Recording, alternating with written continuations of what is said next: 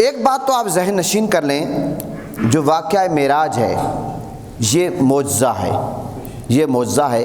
آقا علیہ السلام کی بے شمار معجزات ہیں، ان میں سے سب سے بڑا معجزہ تو قرآن ہے، اور واقعہ معراج بھی معجزہ ہے۔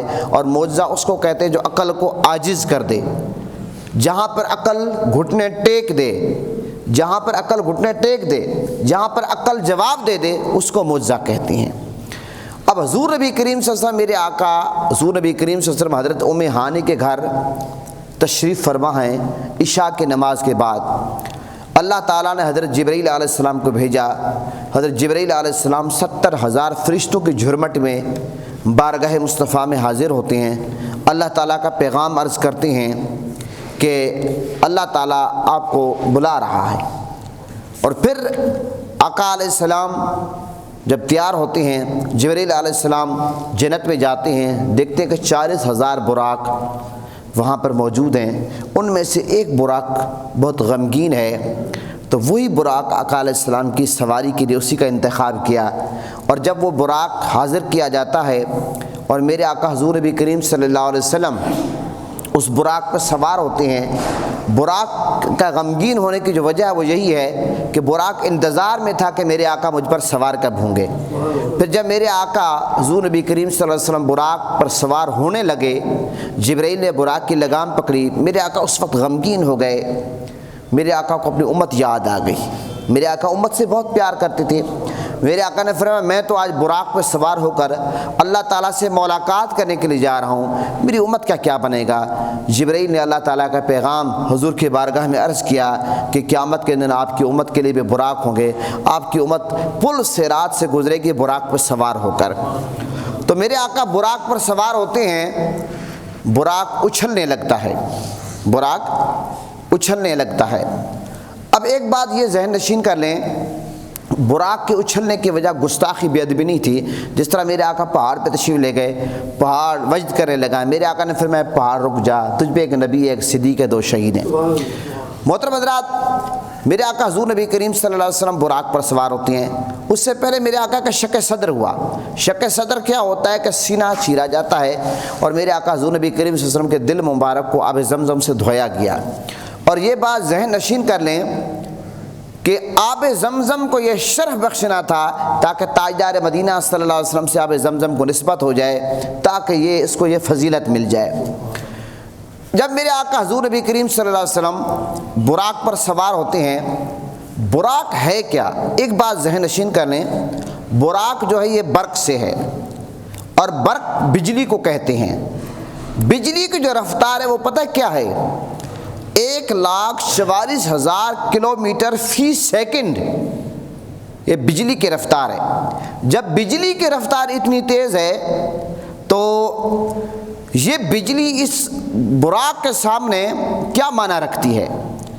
جس براق پر میرے آقا حضور نبی کریم صلی اللہ علیہ وسلم تشریف رکھ کے سوار ہو کر اللہ کی بارگاہ میں جا رہے ہیں، اور یہاں تک کہ میرے آقا جس براق پر سوار ہوئے اس کے بارے میں آتا ہے کہ اس کا پہلا قدم جہاں پہ پڑتا تھا، اور یہاں تک یعنی کہ انسان کی نگاہ جواب دے جاتی تھی، دوسرا قدم وہاں ہوتا تھا، یعنی کہ حد نگاہ جہاں تک جواب دی جاتی تھی دوسرا قدم وہاں پڑتا تھا۔ ایک بات ذہن نشین کر لیں، براق بہت تیز سواری ہے، اور براق بھیجنے کی وجہ کیا ہے؟ یہ ایک پروٹوکول ہے، دنیا کا قاعدہ قانون ہے۔ آج اگر کوئی بھی آپ کا مہمان بحر سے آتا ہے، سعودیہ سے آئے اور امریکہ سے آئے، انگلینڈ سے آئے، تو آپ سواریوں کا اہتمام کرتے ہیں، پروٹوکول میں لے کر آتے ہیں۔ اللہ تعالیٰ نے اپنے محبوب کو بلایا، اس لیے نہیں بلایا کہ صرف میرے آقا کو اللہ تعالیٰ چاہتا تو ایسے بھی کر سکتا تھا کہ اللہ تعالیٰ ہوا کے ذریعے مختلف ذرائع سے اللہ تعالیٰ اپنے محبوب کو اپنے پاس بلا لیتا، نہیں، اللہ تعالیٰ نے پروٹوکول میں اپنے محبوب کو بلایا، پروٹوکول میں بلایا۔ ایک بات یہ بھی ذہن نشین کر لیں، میرے آقا حضور نبی کریم صلی اللہ علیہ وسلم کا یہ جو معراج ہے یہ جسمانی ہے، روحانی نہیں ہے، یہ خواب میں نہیں ہوا۔ اگر روحانی ہوتا یا خواب میں ہوتا تو اللہ تعالیٰ سواری نہ بھیجتا۔ میرے آقا حضور نبی کریم صلی اللہ علیہ وسلم براق پر سوار ہو کر جا رہے ہیں۔ اچھا، اب میرے آقا حضور نبی کریم صلی اللہ علیہ وسلم نے بہت کچھ رستے میں دیکھا ہے۔ مسجد حرام سے مسجد اقصیٰ کا جو سفر ہے، میرے آقا دولہا بن کر مسجد حرام سے مسجد اقصیٰ کی طرف جا رہے ہیں۔ پھر میرے آقا حضور نبی کریم صلی اللہ علیہ وسلم کا گزر ایک ایسی زمین پر ہوا جس میں کھجور کے درخت بہت زیادہ تھے۔ جبریل عرض کرتے یا رسول اللہ یہاں پر اتر کر آپ نفل پڑھیں، اور یہ وہ مقام ہے، یہ یثرب ہے، یعنی مدینہ پاک کا جو پرانا نام تھا وہ یثرب تھا، تو یہ آپ کی سکونت بنے گی۔ تو آقا علیہ السلام نے وہاں پر نماز نفل پڑھے، 2 نفل پڑھے۔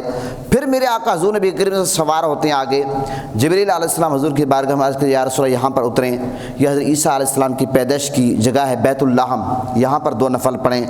پھر میرے آقا آگے چلتے جاتے ہیں، یہاں تک ایک سواری جا رہی ہے، راستے میں میرے آقا کی سواری جا رہی ہے، راستے میں ایک بوڑھی عورت نظر آئی، اس نے میرے آقا نے پوچھا یہ کون ہے؟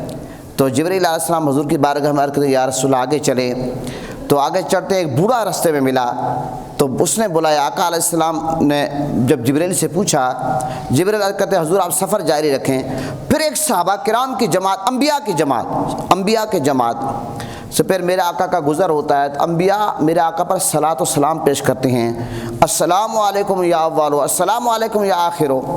اور جب یہ گزر ہوا تینوں مقامات سے، پھر جبریل علیہ السلام نے وضاحت کی یا رسول اللہ وہ جو بوڑھی عورت آپ نے دیکھی ہے جس نے آپ کو بلایا وہ دنیا ہے، اگر آپ اس کی بات سن لیتے تو آپ کی امت دنیا اختیار کر لیتی، وہ جو بوڑھا تھا وہ شیطان تھا، اگر آپ اس کی بات سن لیتے تو وہ آپ کی امت کو گمراہ کرتا، اور وہ جو انبیاء کی جماعت تھی جو آپ پر صلاۃ و سلام پڑھ رہی تھی وہ انبیاء کی جماعت تھی۔ پھر میرے آقا حضور نبی کریم صلی اللہ علیہ وسلم کا سفر یہ جاری ہے، حضرت موسیٰ علیہ السلام اپنی قبر انور میں نماز پڑھ رہے تھے۔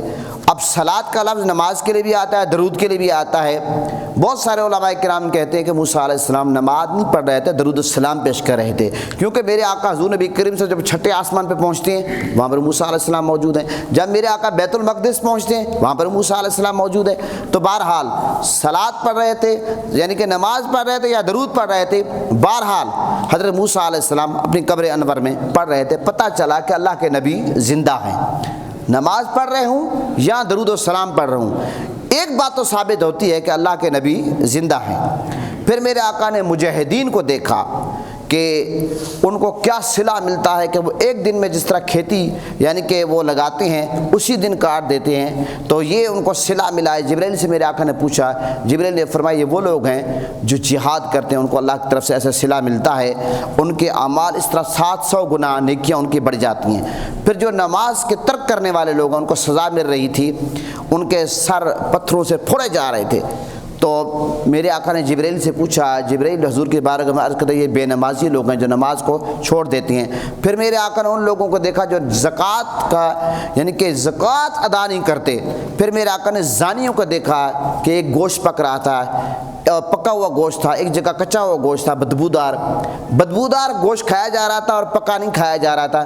میرے آقا نے پوچھا، جبرائیل نے عرض کیا حضور یہ وہ لوگ ہیں جو حلال طیب بیویوں کو چھوڑ کر زنا کرتے ہیں، ان کی مثال یہ بدبودار گوشت ہے۔ پھر میرے آقا نے حریص لوگوں کو دیکھا جو حرص کرتے ہیں، لالچی لوگ ہیں، کہ وہ ایک بہت بڑا گھٹا لکڑیوں کا جمع کیا لیکن وہ اٹھا نہیں سکتا، اٹھتا ہے بیٹھ جاتا ہے۔ تو میرے آقا نے فرمایا، جب جبریل سے پوچھا، جبریل نے حضور کی بارگاہ میں عرض کیا یہ وہ شخص ہے جس نے لوگوں کے حقوق مارے ہیں، لوگوں کا پیسہ غصب کیا ہے اور لوگوں کے حقوق پر ڈاکہ ڈالا ہے۔ اب اس کا حرص اتنا ہے، جمع تو کر لیا لیکن یہ اٹھا نہیں سکتا۔ اسی طرح پھر آقا علیہ السلام نے علماء سو کو دیکھا کہ جن کی زبانوں کو کینچی سے کاٹا جا رہا تھا۔ تو اس کی وضاحت میں نے پچھلے جمعے بھی کی کہ علماء کی 2 قسمیں ہیں، علماء حق، علماء سو۔ علماء سو جو ہوتے ہیں وہ ہوا کا رخ دے کر چلتے ہیں، فتوے دیتے ہیں، اور علماء حق جو ہوتے ہیں ان کو جیلوں میں ڈالا جائے، ان پر پتھر برسائے جائیں، ان پر شیل ان پر مارے جائیں، ان کو کوڑے مارے جائیں، وہ سب کچھ برداشت کرتے ہیں لیکن حضور کے دین سے بے وفائی نہیں کرتے۔ پھر میرے آقا کا گزر جنت سے ہوا، خوشبودار ہوائیں، سارے نظارے میرے آقا نے دیکھے ہیں۔ پھر میرے آقا نے کا گزر دوزخ سے ہوا، دوزخ کی آواز میرے آقا نے سنی، ایک بدبو یعنی کہ بدبودار وادی تھی، جہنم پانی یعنی کہ پیپ تھا، مختلف چیزیں۔ پھر یہود و نصارہ نے میرے آقا کو بلایا، اور یہ پھر اسی طرح حرام کھانے والے جو لوگ ہیں میرے آقا نے ان کو دیکھا کس طرح سزا مل رہی تھی۔ پھر میرے آقا نے سود خوروں کو دیکھا، پھر یتیموں کا جو مال کھاتے میرے آقا نے ان کو دیکھا۔ یہ سفر کرتے کرتے میرے آقا حضور نبی کریم صلی اللہ علیہ وسلم بیت المقدس پہنچتے ہیں، المختصر۔ جب میرے آقا بیت المقدس پہنچتے ہیں وہاں پر آقا علیہ السلام کی سواری براق کو باندھا گیا، اور پھر وہاں پر یہ ہے کہ آقا علیہ السلام جب مسجد اقصیٰ میں پہنچتے ہیں، دیکھتے ہیں کہ انبیاء موجود ہیں، کوئی نماز پڑھ رہا ہے، کوئی قیام میں، کوئی رکوع میں، کوئی سجدے میں ہے۔ پھر اذان ہوئی، پھر یہاں تک جبریل علیہ السلام حضور کی بارگاہ میں عرض کرتے ہیں یا رسول اللہ آپ نماز پڑھائیں، تو آقا علیہ السلام نے تمام انبیاء کو نماز پڑھائی، اور وہاں پر تمام انبیاء نے خطاب کیے، یہاں تک کہ حضرت آدم علیہ السلام نے، عیسیٰ علیہ السلام نے، موسیٰ علیہ السلام نے، سارے انبیاء کے خطاب کرنے کے بعد، اور میرے آقا حضور نبی کریم صلی اللہ علیہ وسلم کے خطاب کے بعد جو میرے آقا کے جد حضرت ابراہیم علیہ السلام کھڑے ہوتے ہیں انبیاء کی جماعت کے سامنے، کیا کہتے ہیں کہ انبیاء کی جماعت سن لو، ہم سب میں افضل جو ہستی ہیں وہ محمد مصطفیٰ ہے۔ تو سارے انبیاء نے یعنی کہ وہاں پر یہ تسلیم کیا کہ ہم سب سے افضل کون ہے؟ تاجدار مدینہ صلی اللہ علیہ وسلم۔ اچھا، یہ تو میں نے آپ کے سامنے مسجد حرام سے لے کر بیت المقدس کا جو سفر تھا شارٹ کٹ انداز میں پیش کر دیا۔ اس کے بعد میرے آقا حضور نبی کریم صلی اللہ علیہ وسلم آسمانوں کا سفر شروع ہو گیا، آسمانوں کا، یہاں تک کہ ایک روایت میں آتا ہے کہ آقا علیہ السلام کے لیے ایک سیڑھی چاندی کی اور ایک سیڑھی سونے کے رکھی گئی، جس کے ذریعے میرے آقا پہلے آسمان پہ گئے، پہلے آسمان پہ گئے۔ اب کیونکہ مسجد حرام سے بیت المقدس مسجد اقصیٰ کا سفر تو آقا علیہ السلام نے براق کے ذریعے کیا، اب آگے آقا علیہ السلام کے لیے سیڑھی رکھی گئی سونے اور چاندی کی۔ جب میرے آقا پہلے آسمان پہ پہنچتے ہیں تو وہاں پر جو جبرائیل علیہ السلام میرے آقا کے ساتھ ہیں، جس فرشتے کی ڈیوٹی ہے پہلے آسمان پہ پوچھتا ہے، کون؟ جبرائیل علیہ السلام تعارف کراتے ہیں آقا علیہ السلام کا۔ وہ فرشتہ پوچھتا ہے کیا بلائے گئے ہیں؟ جبرائیل علیہ السلام کہتے ہیں ہاں بلائے گئے ہیں۔ اس کے بعد پہلے آسمان پہ آقا علیہ السلام کی ملاقات حضرت آدم علیہ السلام سے ہوتی ہے، پہلے ملاقات، پہلے آسمان پہ ملاقات ہوتی ہے۔ اور اس کے بعد ایک اور بات آپ کو بتاؤں، پہلے آسمان پہ آقا علیہ السلام نے ایک چیز دیکھی، وہ کیا تھی کہ آقا علیہ السلام یہ دیکھتے ہیں کہ فرشتوں کی ایک جماعت ہے، فرشتوں کی ایک جماعت ہے، وہ تسبیح پڑھ رہی ہے، اور وہ تسبیح کیا؟ قیام کی حالت میں، سبح قدوس رب الملائکۃ والروح۔ آقا علیہ السلام نے جبرائیل سے پوچھا یہ کب سے اس عبادت میں مشغول ہیں؟ جبرائیل علیہ السلام بارگاہ مصطفیٰ میں عرض کرتے ہیں جب سے آسمان پیدا ہوا ہے اس وقت سے۔ تو آقا علیہ السلام کو یہ قیام جو تھا، فرشتے پہلے آسمان میں جو قیام میں یہ تسبیح پڑھ رہے تھے، میرے آقا کو یہ عبادت پسند آئی۔ میرے آقا نے اللہ کی بارگاہ میں عرض کیا، آقا علیہ السلام کی امت کو قیام مل گیا، قیام مل گیا۔ پھر یہاں تک کہ میرے آقا دوسرے آسمان پہ جاتے ہیں، جبرائیل علیہ السلام ساتھ ہیں، اسی طرح تعارف ہوتا ہے، فرشتہ پوچھتا ہے کیا بلائے گئے ہیں، ساری بات چیت کے بعد پھر آقا علیہ السلام کی ملاقات حضرت عیسیٰ علیہ السلام، حضرت یحییٰ علیہ السلام سے دوسرے آسمان پہ ملاقات ہوتی ہے۔ اور دوسرے آسمان پہ بھی فرشتے رکوع کی حالت میں ایک تسبیح پڑھ رہے تھے، اور وہ تسبیح بھی میرے آقا کو پسند آئی۔ میرے آقا نے اللہ تعالیٰ کی بارگاہ میں عرض کیا، میرے آقا کی امت کو رکوع مل گیا۔ اسی طرح تیسرے آسمان پہ میرے آقا جاتے ہیں، جبرائیل علیہ السلام ساتھ ہیں، حضرت یوسف علیہ السلام سے میرے آقا کی ملاقات ہوئی۔ اور یہاں تک کہ مفسرین کرام اور محدثین اس پر بات کرتے ہیں کہ یوسف علیہ السلام کو آقا علیہ السلام نے حسن کی خیرات عطا فرمائی۔ بہرحال ایک طویل بات ہے، بہرحال تیسرے آسمان پہ حضرت یوسف علیہ السلام سے آقا علیہ السلام کی ملاقات ہوئی، اور تیسرے آسمان پہ آقا علیہ السلام نے دیکھا کہ فرشتے سجدے میں ہیں، تسبیح پڑھ رہے ہیں، اور یہ سجدہ بھی آقا علیہ السلام کو پسند آیا۔ آقا علیہ السلام نے اپنی امت کے لیے اللہ کی بارگاہ میں عرض کیا تو امت کے لیے سجدہ لیا۔ اسی طرح چوتھے آسمان پہ آقا علیہ السلام جاتے ہیں تو حضرت ادریس علیہ السلام سے آقا علیہ السلام کی ملاقات ہوئی، اور ملاقات کے بعد پھر آقا علیہ السلام نے دیکھا کہ التحیات کی صورت میں، تشہد کی صورت میں کچھ فرشتے تسبیح پڑھ رہے ہیں، وہ عبادت بھی آقا علیہ السلام کو پسند آئی۔ پھر آقا علیہ السلام نے پانچویں آسمان کی سیر کی، حضرت ہارون علیہ السلام سے ملاقات ہوئی، اور اسی طرح چھٹے آسمان پر حضرت موسیٰ علیہ السلام سے ملاقات ہوئی۔ اب آپ یہ دیکھیں کہ میرے آقا جب مسجد حرام سے مسجد اقصیٰ کی طرف آ رہے تھے، موسیٰ علیہ السلام اپنی قبر انور میں نماز پڑھ رہے تھے، پھر میرے آقا جب بیت المقدس پہنچے ہیں، موسیٰ علیہ السلام استقبال کے لیے کھڑے ہیں، پھر آپ چھٹے آسمان پہ میرے آقا کے پہنچنے سے پہلے حضرت موسیٰ علیہ السلام اللہ کے نبی موجود ہیں۔ تو محترم حضرات، چھٹے آسمان پہ پہنچے، پھر آقا علیہ السلام ساتویں آسمان پہ پہنچتے ہیں، حضرت ابراہیم علیہ السلام سے ملاقات ہوئی آقا علیہ السلام کی، اور حضرت ابراہیم علیہ السلام بیت المعمور کے ساتھ اپنی پشت لگا کر ٹیک لگا کر بیٹھے ہوئے تھے، اور وہاں پر بیت المعمور آپ کو پتہ ہے کہ ہر روز 70,000 فرشتے وہاں پہ داخل ہوتے ہیں، پھر دوبارہ ان کو آنے کا موقع نہیں ملتا۔ اور بیت المعمور کے حوالے سے تھوڑی سی بات میں آپ کو یہ بھی بتا دوں، بیت المعمور جو ہے یہ آسمانوں پر ایک مسجد کا نام ہے، یہ خانہ کعبہ کے بالکل اوپر ہے، اور بالفرض خدا نہ خواستہ یہ میں مثال دے رہا ہوں، اگر گرے تو بالکل خانہ کعبہ کے اوپر آئے، بالکل خانہ کعبہ کے اوپر ہے۔ اور جب حضرت آدم علیہ السلام زمین پر اتارے گئے تو بیت المعمور آپ کے لیے عبادت کے لیے بھیجا گیا تھا، آپ کی عبادت کے لیے، اور آپ کے انتقال کے بعد دوبارہ بیت المعمور کو آسمانوں پہ اٹھایا گیا۔ تو یہ فرشتوں کی عبادت کا ہے، ہر روز 70,000 فرشتے بیت المعمور کی زیارت کے لیے آتے ہیں۔ وہاں پر ایک نہر ہے جس کو نہر الحیات کہتے ہیں، وہاں پر سحری کے وقت ہر روز فرشتے غوطہ لگاتے ہیں، پھر جب وہ اپنے پر اس طرح جھاڑتے ہیں تو اس سے یہاں تک آتا ہے کہ ہر قطرے پہ فرشتہ پیدا ہوتا ہے جب وہ اپنے پر جھاڑتے ہیں، فرشتوں کے بارے میں آتا ہے۔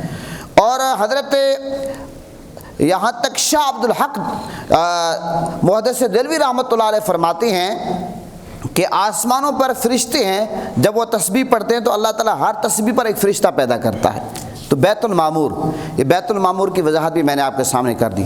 اسی طرح پھر آقا علیہ السلام نے 7ویں آسمان پر حوض کوثر دیکھا۔ اب حوض کوثر کیا ہے؟ حوض کوثر کے بارے میں ایک بات ذہن نشین کر لیں کہ حوض کوثر جو ہے یہ ایک نہر ہے، یہ ایک نہر ہے جو اس کے جو برتن ہیں وہ سونے چاندی کے ہیں، اور اس کا جو پانی ہے وہ دودھ سے زیادہ سفید اور شہد سے زیادہ میٹھا ہے۔ اور آقا علیہ السلام کو اللہ تعالیٰ نے حوض کوثر، آپ کو پتہ ہے کہ منصب عطا فرمایا کہ انا اعطیناک الکوثر، اے محبوب ہم نے آپ کو خیر کثیر عطا فرمایا۔ تو آقا علیہ السلام حوض کوثر قیامت کے دن اپنی امت کو پلائیں گے، تو یہ حوض کوثر کا آقا علیہ السلام نے انتظار کیا۔ اسی طرح پھر میرے آقا حضور نبی کریم صلی اللہ علیہ وسلم نے یہ 7 آسمانوں کا سفر بھی طے کر لیا۔ پہلے آقا علیہ السلام نے کون سا سفر طے کیا تھا؟ مسجد حرام سے مسجد اقصیٰ تک زمینی سفر۔ پھر آقا علیہ السلام نے پہلے آسمان سے 7ویں آسمان کا سفر، 7 آسمانوں کا سفر، اس کی تفصیل مختصر میں نے عرض کی۔ تیسرا جو سفر ہے آقا علیہ السلام کا، یہ کون سا ہے؟ سدرۃ المنتہا۔ اچھا، یہ جو سدرۃ المنتہا ہے، جب میرے آقا سدرۃ المنتہا پہ گئے، ایک بات ذہن نشین کر لیں، سدرۃ المنتہا پہ جب آقا علیہ السلام جاتے ہیں، سدرہ کس کو کہتے ہیں؟ سدرہ بیری کے درخت کو کہتے ہیں، اور اس بیری کے پتے اتنے بڑے ہیں کہ ساری مخلوق ایک پتے کے نیچے چھپ سکتی ہے، یہاں تک آتا ہے۔ ایک روایت میں آتا ہے کہ اس کا ایک پتا زہر ہو جائے تو ساری کائنات چھپ جائے۔ سدرۃ المنتہا کی وجہ تسمیہ کیا ہے؟ سدرۃ المنتہا کہتے کیوں ہیں؟ سدرہ بیری کے درخت کو کہتے ہیں، منتہا اس لیے کہتے ہیں کہ تمام ملائکہ اس سے نیچے رہ جاتے ہیں اور سدرہ پر ٹھہر جاتے ہیں۔ سدرۃ المنتہا اس لیے کہتے ہیں کہ کسی نے بھی سدرۃ المنتہا سے تجاوز نہیں کیا، سدرۃ المنتہا سے کسی نے تجاوز نہیں کیا، صرف میرے آقا حضور نبی کریم صلی اللہ علیہ وسلم میرے آقا نے سدرۃ المنتہا کو کراس کیا۔ اور یہاں تک کہ جب میرے آقا معراج پہ گئے، آپ کو پتہ ہے کہ حضرت جبرائیل علیہ السلام میرے آقا کے ساتھ ہیں، سدرۃ المنتہا کے مقام پہ رک جاتے ہیں۔ میرے آقا نے فرمایا جبرائیل چلیں، اور کہتے ہیں یا رسول اللہ میرے تو پر جل جائیں گے۔ میرے آقا نے فرمایا جبرائیل کوئی حاجات؟ جبرائیل عرض کرتے ہیں یا رسول اللہ ہاں ایک حاجت ہے، جب قیامت کے دن آپ کی امت گزرے تو مجھے آپ اجازت دیں کہ میں اپنے پر بچھاؤں پل صراط پہ۔ اب یہ میرے آقا نے کیوں پوچھا؟ اس کی وجہ یہ ہے کہ جب حضرت ابراہیم علیہ السلام جو میرے آقا کے جد ہیں، نمرود نے جب حضرت ابراہیم علیہ السلام کو آگ میں ڈالا، اس وقت آپ کو پتہ ہے جبرائیل علیہ السلام حاضر ہوئے، ابراہیم علیہ السلام کی خدمت میں عرض کرتے ہیں حضور میرے لائق کوئی حکم؟ ابراہیم علیہ السلام نے فرمایا کوئی حکم نہیں، بس اللہ کے سوا میں کسی سے وہ نہیں کرتا۔ اب بات یہ ہے کہ ابراہیم علیہ السلام نے بے شک یہ فرمایا کہ کوئی حاجت نہیں، لیکن مشکل گھڑی میں اگر آپ ہسپیٹل میں ہیں، کوئی بندہ آ کر آپ کو کہتا ہے کوئی پیسے وغیرہ ضرورت ہو میں حاضر ہوں، اگر آپ نے پیسے آپ نہ بھی لیں احسان ہو جاتا نہیں ہو جاتا؟ آپ اگر مشکل گھڑی میں کہیں پھنسے ہوئے ہیں، آپ کورٹ میں عدالت میں ہیں، کوئی بندہ آ کر آپ سے چائے پانی بھی پوچھ لے، بے شک آپ چائے پانی کے آفر قبول نہ کریں، لیکن اس بندے کا احسان ہوتا نہیں ہوتا۔ اب حضرت ابراہیم علیہ السلام نے جبرائیل کی خدمات نہیں لی، لیکن جبرائیل کا احسان تو ہوا، اب اس احسان کا بدلہ میرے آقا نے سدرۃ المنتہا پہ چکایا ہے۔ اپنے جد امجد حضرت ابراہیم علیہ السلام پر جو جبرائیل نے احسان کیا، تو اس احسان کا بدلہ میرے آقا نے کہاں چکایا؟ سدرۃ المنتہا پہ چکایا۔ محترم حضرات، ایک بات یہ ذہن نشین کر لیں، یہ جو آج مولوی صاحبان نور بشر کی بحث کرتے ہیں، اور بہت سارے کہتے ہیں کہ کفار بھی یہ کہتے تھے میرے آقا ہماری طرح کھاتے ہیں پیتے ہیں چلتے ہیں پھرتے ہیں، اور آج بہت سارے مولوی صاحبان یہ کہتے ہیں نبی پاک تو ہماری طرح چلتے ہیں پھرتے ہیں کھاتے پیتے ہیں، یہ باتیں کرتے ہیں۔ ان کو میں بتانا چاہتا ہوں کہ میرے آقا نور ہیں، صرف نور نہیں ہے، نور تو ہماری آنکھوں بھی ہیں، میرے آقا نور اعلیٰ نور ہیں، میرے آقا بشر ہیں، اس میں کوئی انکار نہیں، لیکن میرے آقا افضل البشر ہیں۔ دیکھیں بات یہ کہ جبرائیل فرشتوں کے سردار ہیں، اب سدرۃ المنتہا پہ رک گئے، اس سے کیا پتہ چلا کہ جہاں پر فرشتوں کے سردار حضرت جبرائیل کی نورانیت کی انتہا ہوتی ہے، وہیں سے میرے آقا کی بشریت کی ابتدا ہوتی ہے۔ آپ کہاں نور بشر کی باتیں کرتے ہیں؟ میرے آقا نور بھی ہے بشر بھی ہیں، افضل البشر ہے میرے آقا، نور اعلیٰ نور ہیں، اور میرے آقا کو بشر بشر کہنا یہ ٹھیک نہیں ہے، یہ ٹھیک نہیں ہے۔ آپ کو پتہ ہے کہ ایک مثال کے طور پر آپ میں سے یہاں کوئی بیٹھا ہو پی ایچ ڈی ہو، میں اس کا تعارف کروں جناب علی یہ ہمارے محترم ہیں، یہ میٹرک پاس ہیں، بندہ کہے گا آپ تو میری بے عزتی کر رہے ہیں، میں نے میٹرک کے بعد میں نے ایف اے کیا، بی اے کیا، ایم اے کیا، میں ایم فل ہوں، پی ایچ ڈی ہوں۔ محترم حضرات، میرے آقا بشر ہیں، لیکن میرے آقا کو بشر بشر کہنا ٹھیک نہیں ہے، میرے آقا افضل البشر ہیں، اور میرے آقا نور ہے، صرف میرے آقا کو نور کہنا ہی کافی نہیں ہے، میرے آقا نور اعلیٰ نور ہیں۔ تو میری بات آپ سمجھے؟ تو یہ سدرۃ المنتہا پہ جبرائیل علیہ السلام رک جاتے ہیں، پھر میرے آقا نے وہاں پر سدرۃ المنتہا کے مقام پر میرے آقا نے جنت کو دیکھا، جنت کی سیر کی، پھر میرے آقا کے سامنے دوزخ کو یہاں تک کہا جاتا ہے کہ پیش کیا گیا، یہ بہت کچھ میرے آقا نے دیکھا۔ اب سدرۃ المنتہا سے آگے عرش عظیم کا میرے آقا نے سفر کیا، عرش عظیم، اس کے بارے میں یہ آتا ہے کہ جب میرے آقا بیت المقدس سے آگے آسمانوں کا سفر جب طے ہو گیا، تو پھر میرے آقا حضور نبی کریم صلی اللہ علیہ وسلم کے لیے کیا ہوا کہ ایک رف پیش کیا گیا ہے۔ رف جو ہے یہ سبز رنگ کا ایک بچھونا تھا، یہ تخت رواں کی طرح چلتا تھا، میرے آقا پھر اس پہ بیٹھے ہیں جس کا نور جو تھا آفتاب کے نور پر غالب تھا، اور یہاں تک کہتے ہیں کہ اس پر سوار ہو کر میرے آقا عرش عظیم پر تشریف لے گئے، میرے آقا عرش عظیم پر تشریف لے گئے۔ پھر میرے آقا فرماتے ہیں کہ یہاں تک ایک قطرہ عرش سے گرایا گیا، وہ میرے منہ میں زبان پر آ کر یعنی کہ گرا، وہ چکھنے والوں نے چکھا، میرے آقا فرماتے ہیں اتنی مٹھاس اتنی میٹھی چیز حضور فرماتے ہیں میں نے کبھی نہیں کھائی، اور وہی قطرہ تھا کہ میرے آقا فرماتے ہیں کہ تمام اولین آخرین کے علوم مجھے عطا ہو گئے، سب کچھ اللہ تعالیٰ نے اس قطرے میں میرے آقا کو عطا فرما دیا اپنے محبوب کو۔ پھر میرے آقا حضور نبی کریم صلی اللہ علیہ وسلم رف کے ذریعے عرش عظیم سے آگے تشریف لے گئے، ایک مقام پر پہنچتے ہیں کہ رف بھی غائب ہو گیا، براق بھی گیا، سونے چاندی کی سیڑھی بھی گئی، رف بھی گیا، اور یہاں تک کہ میرے آقا فرماتے ہیں کہ ابو بکر کے لہجے میں آواز آئی کف یا محمد فإن ربک یصلی فإن ربک یصلی، یا رسول اللہ ٹھہریے آپ کا رب نماز پڑھتا ہے۔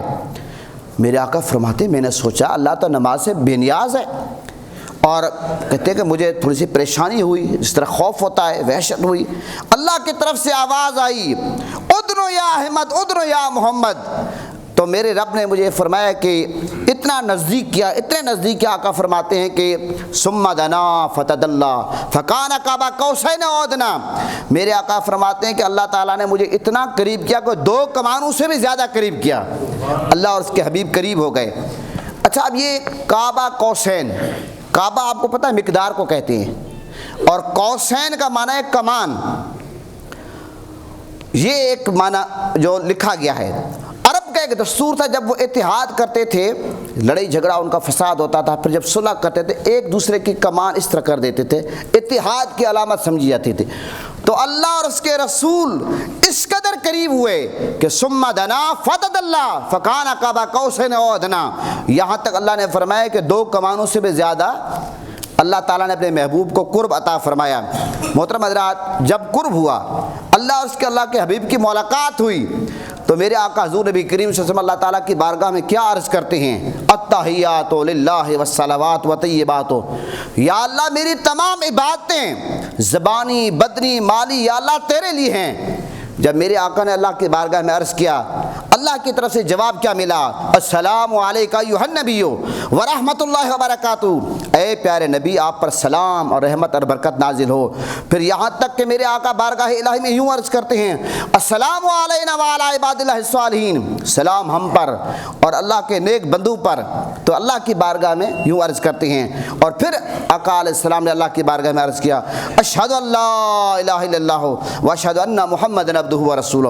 محترم حضرات، یہ سارے سفر کے مراحل ہیں، اور یہاں تک کہ جب آقا علیہ السلام نے یہ سارے سفر طے کیا، اللہ تعالیٰ نے اپنے محبوب کو تحفے دیے، گفٹ دیے، اور آقا علیہ السلام جب واپس آتے ہیں چھٹے آسمان پہ، حضرت موسیٰ علیہ السلام سے ملاقات ہوئی۔ موسیٰ علیہ السلام عرض کرتے ہیں، حضور کی بارگاہ میں آپ کو اللہ نے کیا تحفہ دیا؟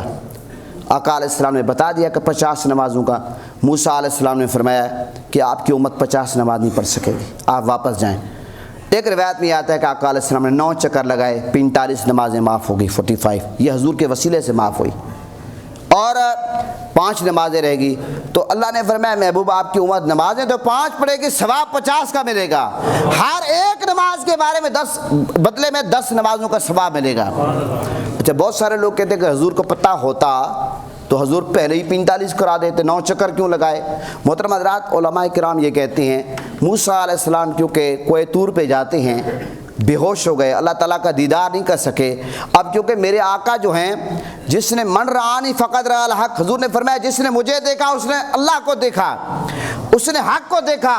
اب موسیٰ علیہ السلام چہرہ مصطفیٰ، وہ آئینہ تھا جس میں اللہ کا دیدار کرنا چاہتے تھے۔ تو بہرحال نمازیں معاف ہو گئی۔ جب آقا علیہ السلام واپس تشریف لاتے ہیں، کفار نے اعتراض کرنا شروع کر دیے۔